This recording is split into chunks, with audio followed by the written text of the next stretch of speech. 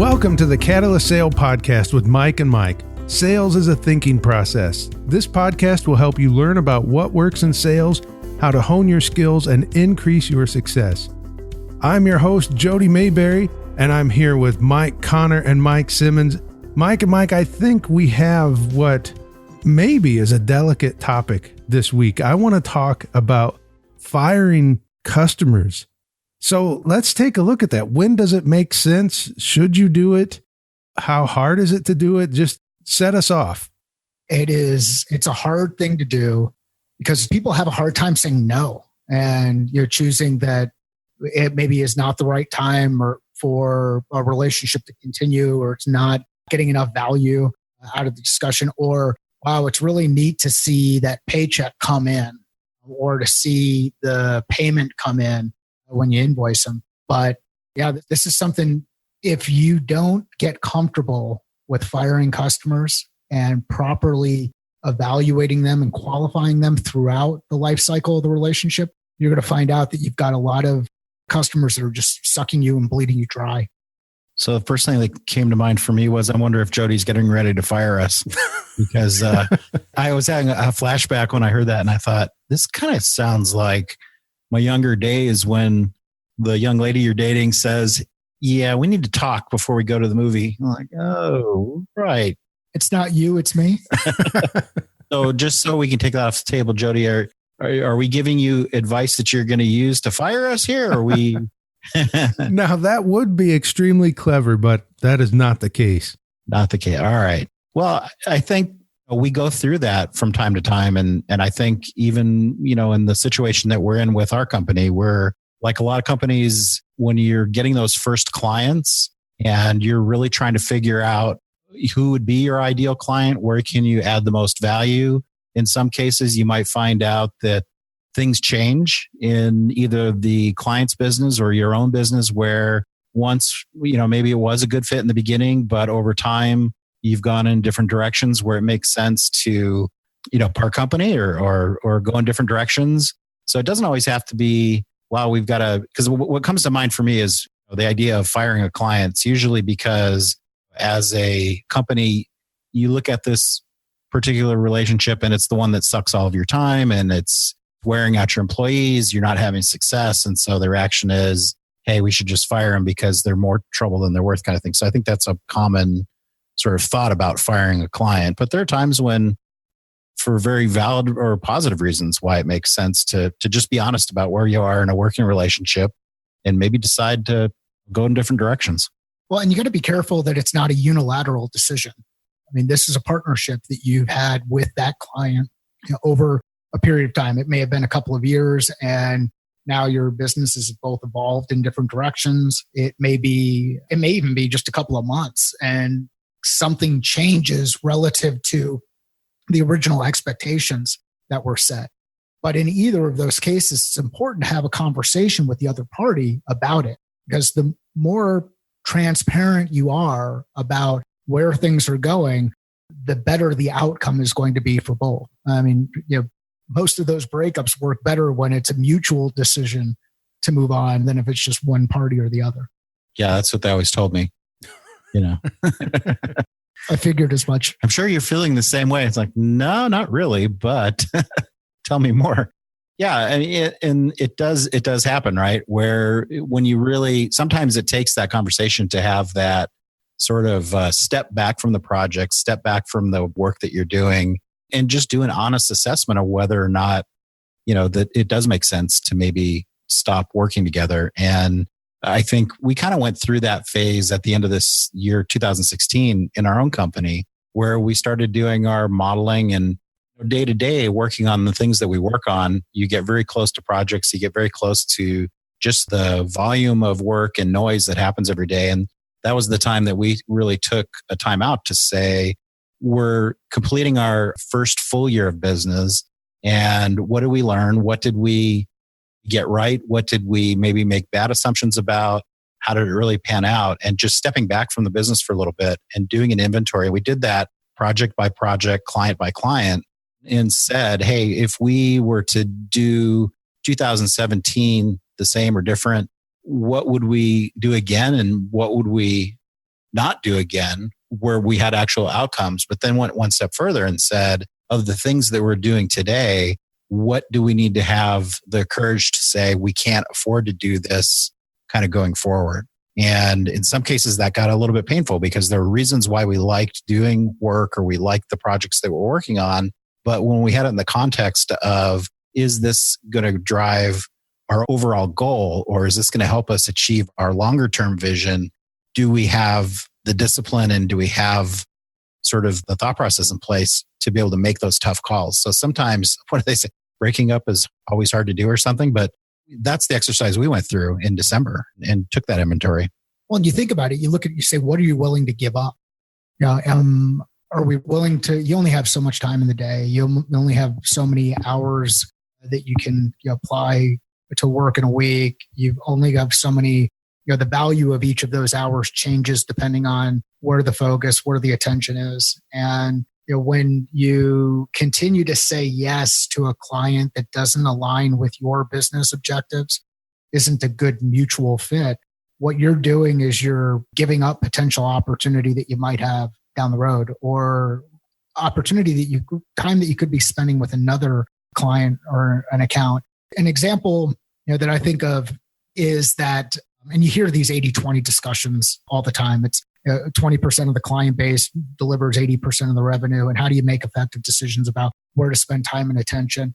Think about a client that anybody out there listening to this works with, where no matter how many times you talk to them about how to reset a password in a system or take on administrative work inside a system, they're still calling you to do that work. And as a rep, you could look at it and say, I'm doing good work because I'm delivering on the customer's requirements. I'm delivering on their needs. But are you really providing good value? And is this truly a partnership between the two organizations? If it's not a partnership between the two organizations and you're not providing value that goes beyond what a machine can deliver, then you've got to ask yourself, is it really worth my time? And is it really worth their time?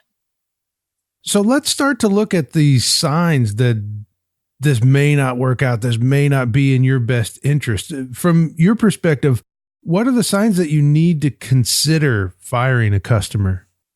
Do you find that you'd rather wash your hair than go out?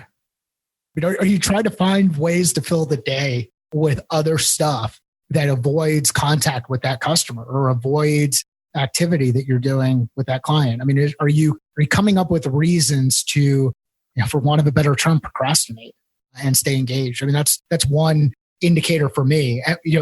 Do I wake up and am I excited about having a conversation with a prospective client about this idea, concept, product, whatever? If I'm not excited about it, then it's going to take more work for me to get engaged in that conversation. I think a word that really kind of hit me, you mentioned it a second ago, Mike, was the word relationship. And you think of relationships and both parties really being committed and putting 100% of their effort in making that relationship successful.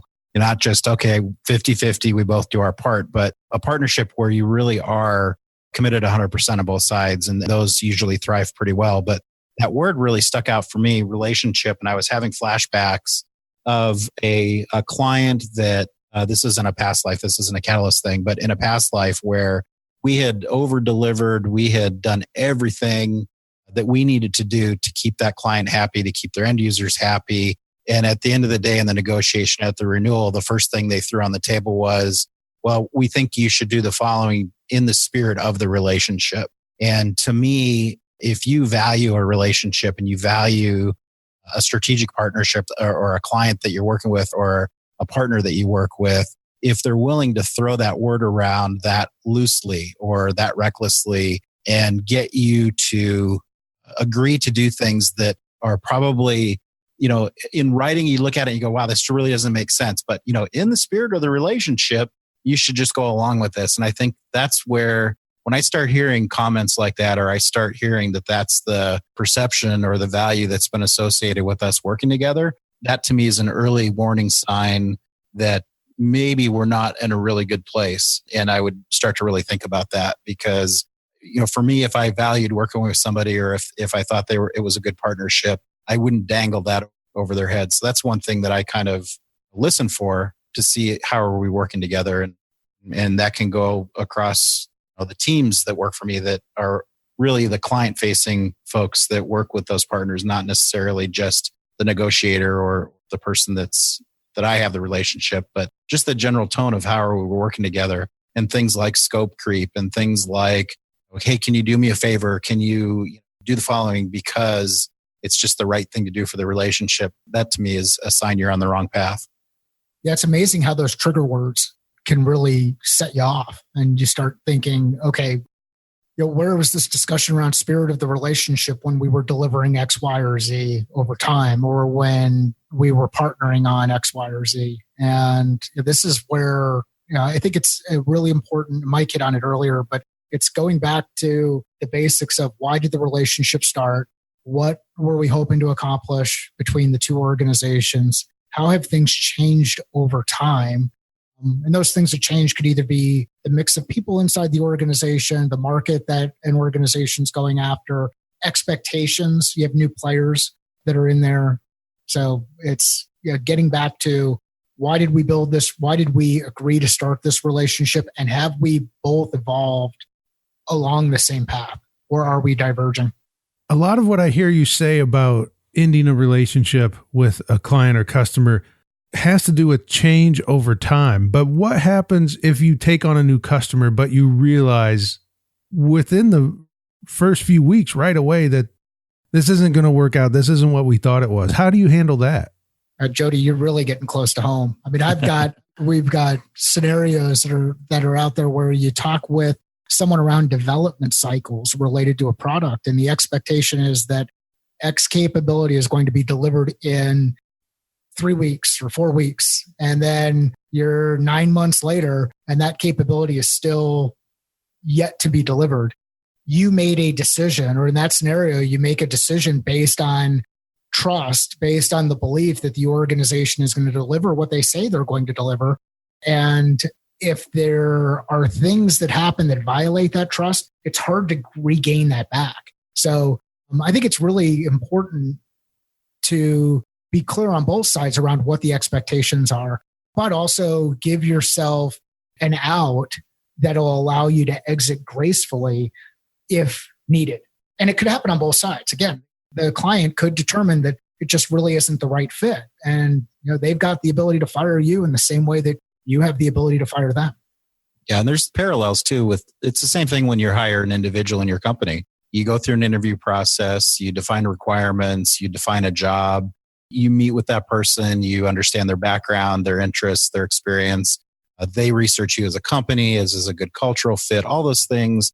You only have so much time to do sort of that getting to know each other. And then the real work happens when the employee starts. And there just will be times where it's, for whatever reason, it's not a good fit. And a lot of times it can be that expectations were not set correctly during those initial discussions, or maybe the candidate, this is from the employee perspective, maybe the candidate overstated their qualifications. All kinds of things can happen. And the same thing happens in client and vendor relationships, where either something was misunderstood or something changed in the business. And I think the thing that can be tough, especially for an early stage company like ours, we invest a lot of time in making sure that we work on the right opportunities. And it's not like we're this huge corporation where, well, if a project doesn't take off or if it goes by the wayside, the rebound period for us is pretty significant. So I think what ends up happening is you build a pain tolerance that's a little bit higher, where you say, well, the alternative is for that to go away. We'll try and make it better. And I think that's one of the things that you have to be careful of, to say it would be painful to say after 30 days, it's just not working and we're going to part ways, versus, well, we'll muddle through it. We'll do our best and we'll see how it goes. And hopefully it'll turn out okay. That latter strategy is a really tough one to live with if, in fact, there are just fundamental things that just aren't going to work. And we've been down that path. We've been down project paths where out of necessity and everything else, we've decided to endure it. But yeah, if you have the opportunity to say, nope, let's just agree to part ways, the sooner you can do it, the better, because then you can move on to something where you can be successful and hopefully exceed expectations versus falling short of them. Yeah, and parting ways isn't bad mouthing. It isn't just doing a hard exit. There's a right way and a wrong way to part ways with a client, with a customer, with a partner. I mean, you've got to keep in mind that this relationship is something both of you have invested in. So you want to make sure you handle it properly. And that includes communication with mutual customers. It includes communication with mutual points of contact that you have between the organizations. It includes being very clear around what that exit looks like for both organizations so that you don't disadvantage one partner over the other. And you think about it, when you leave a job, it's common to give 2 weeks notice. Depending on your role inside an organization, you may give more than 2 weeks to help support that exit and that transition. Now, in some instances, that company may turn around and say, okay, thanks for giving the 2 weeks. We're going to go ahead and cancel things now as it is. So be prepared for that, just like you would in that instance when you give 2 weeks in a job. I mean, a lot of times you give 2 weeks in a job, you end up being walked out at that point. Sometimes, as we've experienced in the past, they hold on to you for a 4-week period. I like that. I like that you took some time to address how to leave a relationship with a customer. You know, you can't just say, look, you smell like bone broth and I've got to go. That's exactly right. Which I think Mike is actually drinking today. It's either that or mud water. I'm not sure which he's got going there. I was anxiously waiting how that was going to be added into the conversation. And Jody is the one who took the first shot. I forgot all about it. I'm still having flashbacks of my high school girlfriend breaking up with me in the wrong way. And I'm thinking, man, there's so many ways she could have done this better, to your point. Are you going to give us a little insight? Like, no, what the exit look like? Well, the first thing you do is you don't show up with your new client at the meeting and say, hey, I've got this new client and I really like this project. It's so much better than your project. So we're going to go ahead and make a change. And by the way, we're going to go ahead and do that today. I know we were supposed to go to a movie in about an hour, but anyhow. That's another. So at least provide some time, because there's got to be there's a recovery period on both sides. Yeah. So I mean, if you're planning on going to a movie in an hour, and your parents are expecting that you're going to leave the house, and then all of a sudden you're still chilling out 2 hours later in your bedroom.